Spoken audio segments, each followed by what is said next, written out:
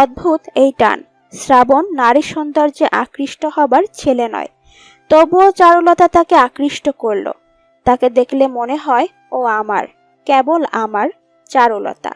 তার নিরস জীবনে এই মেয়েটি থাকলে পৃথিবীর কি খুব ক্ষতি হবে? এই ভুবন শ্রাবণকে কিছুই দেয়নি, অন্তত চারুলতা তার থাকুক। চারুর ঘুম ভাঙল। বসে থাকতে থাকতে কখন ঘুমিয়ে পড়েছে খেয়াল নেই। একা একা বিনা কথা বা কাজে কি বসে থাকা যায়? অন্তত চারু তো পারে না। চোখ মেলতে দেখল শ্রাবণ স্থির দৃষ্টিতে তার দিকে তাকিয়ে রয়েছে। চারু প্রায় সাথে সাথে শুধালো, স্যার এখন কেমন লাগছে? কথাটা শুনতে মস্তিষ্ক জাগ্রত হলো। নড়ে চড়ে উঠল শ্রাবণ। চারুলতা সত্যি এখানে? সে বিমূঢ় চেয়ে রইল কিছুক্ষণ। নিজেকে ভালো করে দেখল সে। হাতে ক্যানোলা লাগানো, ক্যানোলার মাধ্যমে তাকে নাপা দেওয়া হচ্ছিল। নাপার বোতলটা শেষ হয়ে গেছে, ফলে ক্যানোলা থেকে রক্ত উঠছে। নিজের পরিস্থিতি বোঝার জন্য ভাঙা অস্পষ্ট স্বরে শুধালো, আমি এখানে? আপনি ভিমরি খেয়ে চিটপটাং হয়ে গিয়েছিলেন। ভাগ্যিস সাথী খালা ছিল। দারোয়ান ভাইকে ডেকে তারপর দোতলা অবধি টেনে উঠাতে হয়েছে। বাপ রে, আপনার দত্ত শরীর টেনে আনতে আমাদের হাওয়া টাইট হয়ে গিয়েছে। এত ভারী শরীর কি করে বানিয়েছেন আপনি? উফ। তারপর এলেন ডক্টর, অবস্থা দেখে এখানেই ঔষধ দিলেন। আচ্ছা, আপনি অত অসুস্থ তাও কেন ডক্টরের সাথে যোগাযোগ করেননি? আপনার তো আমাদের মতো লাইনে বসে সিরিয়াল দিয়ে ডক্টরের চেম্বারে ডক্টর দেখাতে হয় না। আপনার নিজস্ব ডক্টর এসে দেখে যাবে, তাও এত ঢং। শুনেন, আপনার ভাগ্য ভালো আমি আপনাকে দেখতে এসেছিলাম, নয়তো আপনি এতক্ষণে টপকেই যেতেন। শ্রাবণ তাকিয়ে রয়েছে চারুর দিকে। মেয়েটির মুখে তীব্র বিরক্তি এবং চাপা উত্তেজনা প্রকাশ পাচ্ছে। এই কথাগুলো সে জোর করে নিজের মধ্যে যেন চেপে রেখেছিল। শ্রাবণ চুপ করে আরো কিছুক্ষণ তার কথা শুনল, তারপর গাঢ় স্বরে বলল, এখন আপনি বাড়ি যেতে পারেন। চারু একটু থমকালো। লোকটির মাঝে ন্যূনতম কৃতজ্ঞতা নেই।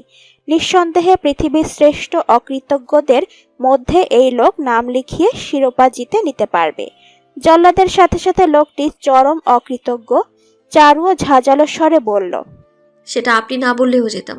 সাইড টেবিলে ওষুধ আছে আর প্রেসক্রিপশন আছে, একটু কষ্ট করে দেখে নেবেন। আসি। মিস মেহনাজ, আপনি আমার গাড়িটা নিয়ে যান। নো থ্যাঙ্কস, যেতে পারবো আমি। প্রায় সাথে সাথে বলে উঠল চারু। তার একটি আত্মসম্মান আছে। জল্লাদ শ্রাবণ তালুকদার হলে সেও মেহনাজ চারু। ধার তার ব্যক্তিত্বেও আছে। অফিসে সে তার বস হতে পারে, কিন্তু অফিসের বাহিরে চারু মুক্তমনা, শেকলহীন রমণী। শ্রাবণ উঠে বসল। তার জ্বর এখন নেই, মাথা ঝিমঝিম করছে, কিন্তু সে দুর্বল পুরুষ নয়, তাই শুয়ে থাকার মানে হয় না। স্থির চোখে তাকিয়ে বিরক্তি ভরে বলল, জেদ করছেন কেন মিস মেহনাজ? আমার ইচ্ছা। উঠে যখন গেছেন কিছু খেয়ে নিয়েন। সাথী খালা খাবার ফ্রিজে রেখেছেন, আসছি। শ্রাবণের কপালে সমান্তরাল ভাঁজ কুঞ্চিত হলো। মেয়েটির জেদ তাকে অত্যন্ত বিরক্ত করে মাঝে মাঝে। হাতের ক্যানোলা খুলে ফেলল সে। চারু উদ্বিগ্ন স্বরে শুধালো, করছেনটা কি? ক্যানোলা কেন খুলছেন? ব্লাড পড়বে তো। তারপর আবার ভিমরি খাবেন। এমনিতেই আপনার ব্লাড সুগার কম। দেখুন, এবার ভিমরি খেলে কিন্তু আপনাকে সেবা করার জন্য কেউ নেই। মানুষকে এত জ্বালান কেন আপনি শুনি? হুশ, কত কথা বলেন আপনি, মাথা ধরিয়ে দিচ্ছেন। অদ্ভুত, কে বলবো না। চারুর কথাটা শেষ হলো না, তার আগেই শ্রাবণ তার মুখ চেপে ধরল। কঠিন স্বরে বলল, আর একটাও কথা নয়, চলুন আপনাকে বাড়ি পৌঁছে দিচ্ছি। আমি আপনার সাথে কোথাও যাব না। আমি আপনাকে অনুরোধ করছি না, দিস ইজ মাই অর্ডার। আমি অফিসে নেই, আপনার অর্ডার শুনতে বাধ্য নই আমি। আপনি চুপচাপ যাবেন নাকি আমি আমার মতো ব্যবস্থা করব? চারুর চোখ বিস্ফোরিত হলো। আমতা আমতা করে বলল, কি করবেন আপনি? তার কণ্ঠ কাঁপছে। শ্রাবণ একটু ঝুঁকলো। তাদের মধ্যকার দূরত্ব হুট করেই কমে গেল। চারু একটু পিছিয়ে গেল। শ্রাবণের ভারী স্বর নিচু হলো, আমি যা করব আপনার ভালো লাগবে না মিস মেহনাজ। আমার না শোনার অভ্যাস নাই, তাই ভালোই ভালোই বলছি, চলুন। চারু হতচকিত হলো। লোকটি বলে কি? জ্বরে মস্তিষ্কের নিউরনে জট লেগে গেল নাকি? শুকনো ঢোক গিলে শুধালো, কি কি কি করবেন আপনি? শ্রাবণ বাঁকা হেসে শুধালো, এখন ঘরে শুধু আমি আর আপনি। You are not that Dam. শ্রাবণের ইশারা বুঝতে না পারলেও মস্তিষ্কে একসাথে অনেকগুলো চিন্তা ধাওয়া দিল, ফলে সাথে সাথেই বলে উঠল। দাঁড়িয়ে আছেন কেন? চলুন। বলেই এক প্রকার ছুটে বেরিয়ে গেল চারু। চারুর উদ্বিগ্ন মুখখানা দেখে শ্রাবণের হাসি বিস্তৃত হলো। মেয়েটি তাকে বিনোদন দেবার সুযোগ একেবারেই হাতছাড়া করে না। শ্রাবণ সম্পর্কে চারুর একটি অবান্তর ধারণা জন্মেছে। জল্লাদ মানুষের মতো দেখতে হলেও সে মানুষ নয়, কারণ এত অসুস্থতার পরও কেউ এত দ্রুত সুস্থ কি করে হয়। ঠিক পরদিন থেকেই তার যান্ত্রিক জীবন শুরু হয়ে গেছে। অফিসে এসেই ভারী স্বরে শুধালো। মিস মেহনাজ, আমার কফি কোথায়? চারু জোরপূর্বক হাসিটা লেপ্টে বলল। আনছি। চারু ভেবেছিল লোকটি তাকে একবার হলেও কসমুখে বলবে। ধন্যবাদ। গাড়ি করে বাড়ি অবধি পৌঁছে দিল, অথচ একটিবার ধন্যবাদ জানালো না। অকৃতজ্ঞ জল্লাদ। কালা তেতো কফি খেতে খেতে ভেতরটা কসমার্কা হয়ে গেছে সে। হতাশ দীর্ঘ শ্বাস ফেলে সুর তুলল। 1 কাপ কালা কফি বানাই জল্লাদের জন্য। পানি দিব, কফি দিব, দুধ দিব, না সামান্য। 1 কাপ কালা কফি বানাই জল্লাদের জন্য। কফিখানা নিয়ে যেতেই শ্রাবণ কঠিন স্বরে বলল। আজকে শিডিউল কি মিস মেহনাজ? আর রিপোর্টগুলো আমাকে এখনো মেইল করা হলো না কেন? চারু হতবাক স্বরে শুধালো। কোন মেইল? নতুন ডিলের রিপোর্ট। সে তো আপনাকে আগেই মেইল করেছি আমি।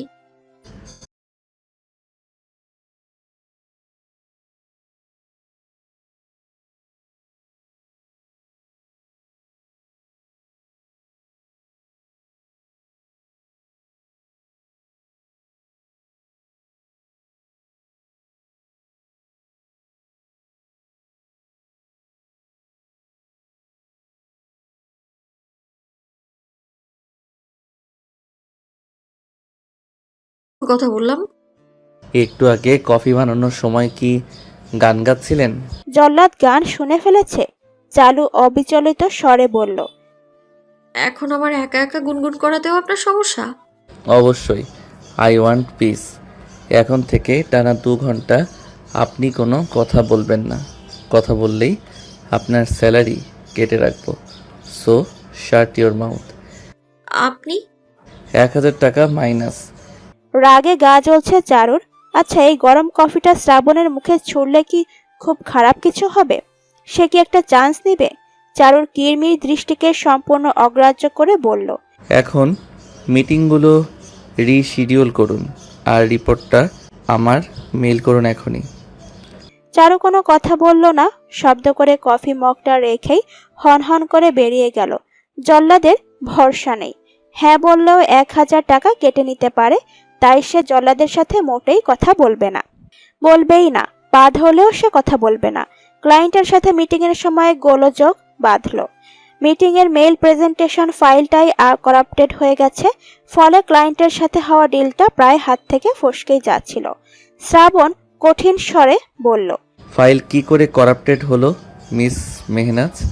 চারু নির্বাক নির্বিকার। সে আঙুল দেখছে, সে কথা বলবে না।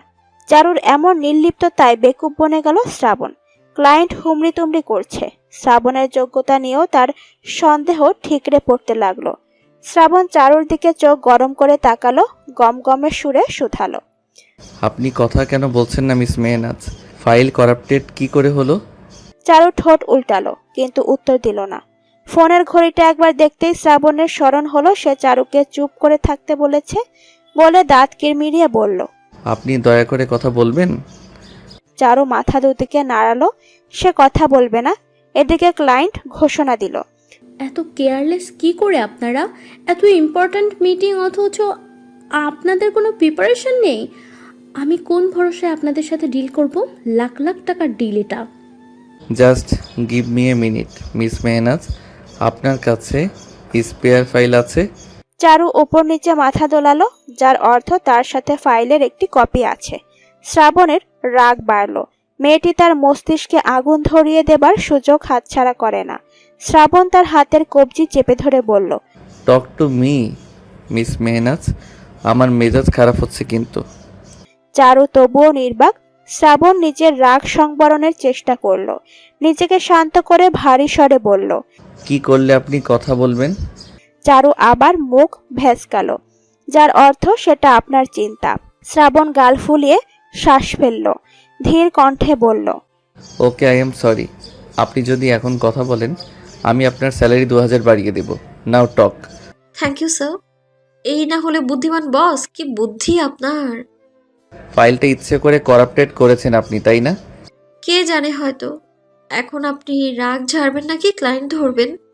শ্রাবণ শীতল নয়নে তাকিয়ে আছে।